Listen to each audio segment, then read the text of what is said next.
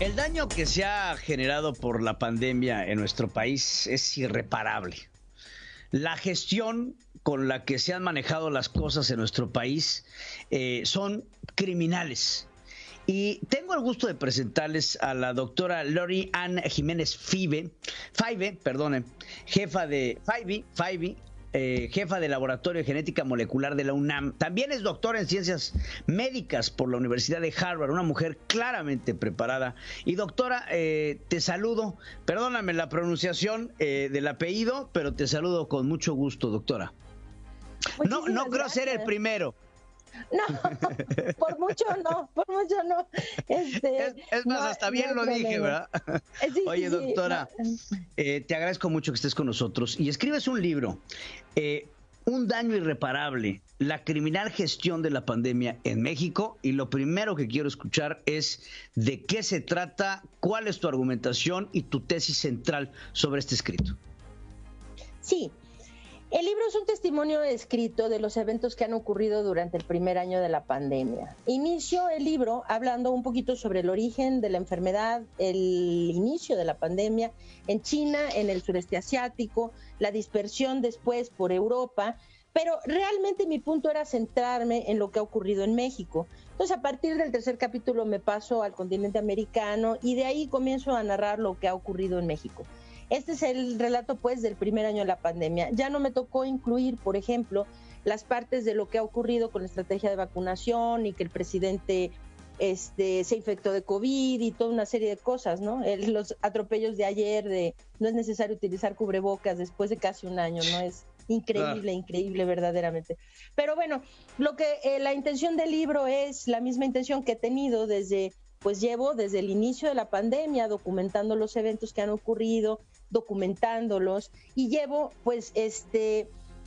alzando la voz por los medios que he tenido disponibles, que han sido redes sociales, vía los medios de comunicación que me han solicitado entrevistas y a través de diferentes artículos que he publicado. Ahora, pues la editorial Planeta tuvo pues la amabilidad de invitarme a escribir este libro. Ellos sugirieron si no quería yo poner todo esto que había yo estado expresando por otros medios en un libro, o sea, recopilarlo, digamos, para escribir un libro en donde se hiciera el recuento de todo esto, y ya acepté con mucho gusto, desde luego, la oportunidad de dejar este testimonio visto. Claro.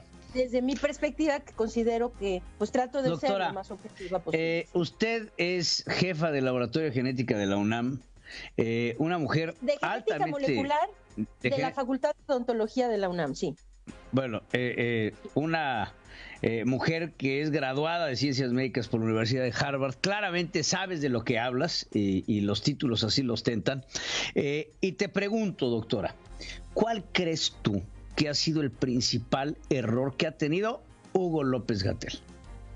Sí, bueno, sin duda por encima de todos, el principal ha sido no tener la capacidad para reconocer que las cosas van mal y rectificar.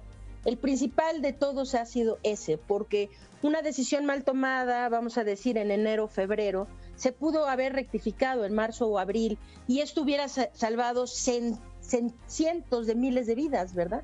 Si estamos considerando las cifras de ayer de más de 166,000 muertos en cifras oficiales, si consideramos el exceso de mortalidad, las cifras que dio el INEGI hace una semana y media, pues sabemos que en México la realidad es que se han muerto alrededor de 430,000 personas de COVID-19 a lo largo de la pandemia.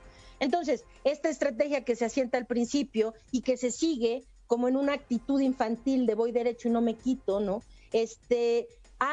Y que no ha tenido ninguna base en la evidencia científica. Es una estrategia que no está basada en evidencias. Se suman los muertos, se suman en la crisis, porque esto está impactando en una crisis económica cada vez más profunda, una crisis social cada vez más arraigada, y a pesar de los muertos y de todas las crisis que se están sumando, el señor sigue por el mismo camino, ¿no? Entonces, ¿Conoces a Hugo? El problema más grave es ese, no rectificar. ¿Conoces a Hugo López-Gatell tú personalmente o has seguido su carrera? Vamos, creo que en este mundo de la medicina y más en estos aspectos tan importantes, el mundo es pequeño para tener a un hombre que ostenta un título por la Universidad Johns Hopkins, quien pensaría que tiene las cartas credenciales suficientes para entender cómo funciona y cómo evoluciona una epidemia. ¿Crees que las acciones que ha tomado este epidemiólogo tienen una lógica en términos de lo que se estudia en la materia o simplemente ha recibido instrucciones al oído por parte del presidente que busca que su imagen no se vea afectada? Bueno, las decisiones que están tomando no tienen una base científica, definitivamente. Es decir, para el control de una enfermedad infecciosa con potencial epidémico o pandémico, como es de transmisión entre seres humanos, las estrategias que él está llevando son absolutamente equivocadas. Y esto no es nuevo, no es que ahora lo descubrimos, inventamos el hilo negro. Esto está sentado en cualquier libro básico de epidemiología. Es decir, no se ha procurado vigilar, controlar las fronteras, grave error. No se ha procurado detectar a todos los enfermos, grave error. No se ha procurado contener los contagios en la comunidad, el peor de todos los errores, no contener los contagios en la comunidad. Lo que ha hecho no tiene ninguna base en la ciencia. Ahora, si esto es, pero ¿qué vino primero, el huevo o la gallina? No sé, él decide estas estrategias, se las cuenta el presidente las acepta, o si no creo que sea el presidente quien le sugiere estrategias epidemiológicas al epidemiólogo, ¿verdad? Pero es que un hombre, un epidemiólogo, las acepta. Un epidemiólogo que dice que el uso del cubrebocas no funciona y que da un sentido falso de seguridad, cuando tenemos a otros epidemiólogos, y te pongo el ejemplo de Anthony Fauci, que es creo que nuestro referente más importante, que dice claro que funciona. Tenemos un epidemiólogo en México en donde le hablas de los geles y te dice que no funcionan. Cuando vas a otros centros de epidemiología te dicen claro que funcionan. Entonces, ¿cómo podemos contrarrestar a este epidemiólogo que medidas tan sencillas no le hacen lógica y que es el 101 for dummies de cómo controlar una epidemia? Así es, pues es muy difícil de entender. Es que es difícil de entender por qué toma estas decisiones. El libro lleva, en el subtítulo del libro, lleva una palabra muy fuerte que es criminal. Y ahora digo por qué es criminal. Para mí la definición es no severa, me han dicho, no es muy severo eso. No, bueno, severo es que se haya dejado morir innecesariamente a más de 400,000 personas, ¿no? Eso sí es severo. Claro. Yo creo que el título no es severo, el título es preciso. Y es preciso, la palabra criminal es precisa por lo siguiente: este es un hombre que tiene los conocimientos, el entrenamiento, la educación, las credenciales como médico, como infectólogo, como epidemiólogo, para saber lo que se tiene que hacer. No existe un médico entrenado que ponga en cuestión la utilidad del cubrebocas para evitar los contagios de una infección que se transmite por vía respiratoria. No lo existe porque eso simplemente no es cierto. Y esto es intuitivo para los médicos. Entonces, un médico que niega algo tan simple así, tiene jiribilla, hay algo detrás. Es decir, la razón por la que es criminal es porque él sabe perfectamente que lo que está diciendo es mentira. Sabe perfectamente que la estrategia que persigue va a llevar todavía a decenas o quizá otras centenas de miles de personas a morir, y sin embargo decide conscientemente seguir llevando esta estrategia letal.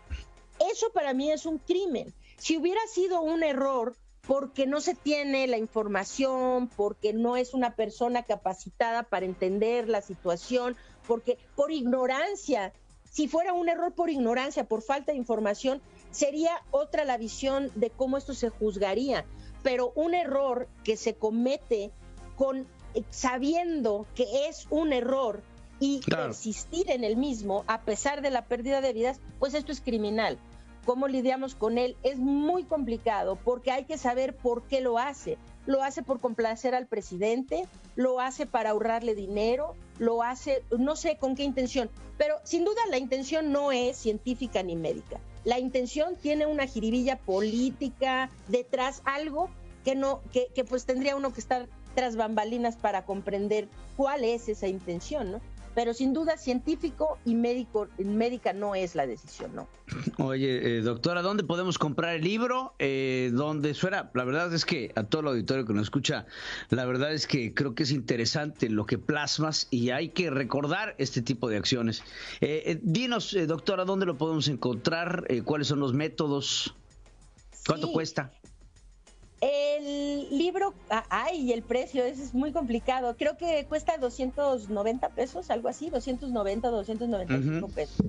Está disponible en todas las tiendas en línea como Amazon, Apple Books, Google Play, en las tiendas en línea de Gandhi, de Porrúa, de El Sótano y desde luego de la misma editorial, en el sitio de internet de Editorial Planeta.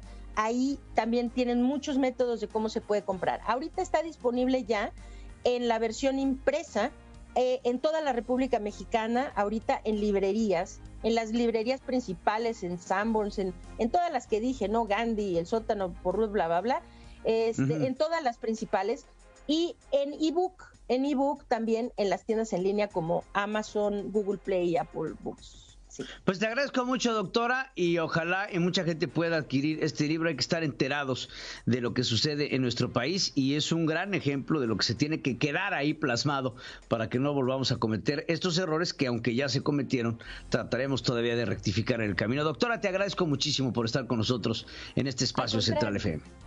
Al contrario, un placer estar en el programa. Muchas gracias. El placer es mío, doctora. Muchas gracias. Hacemos una pausa, regresamos, no se vaya.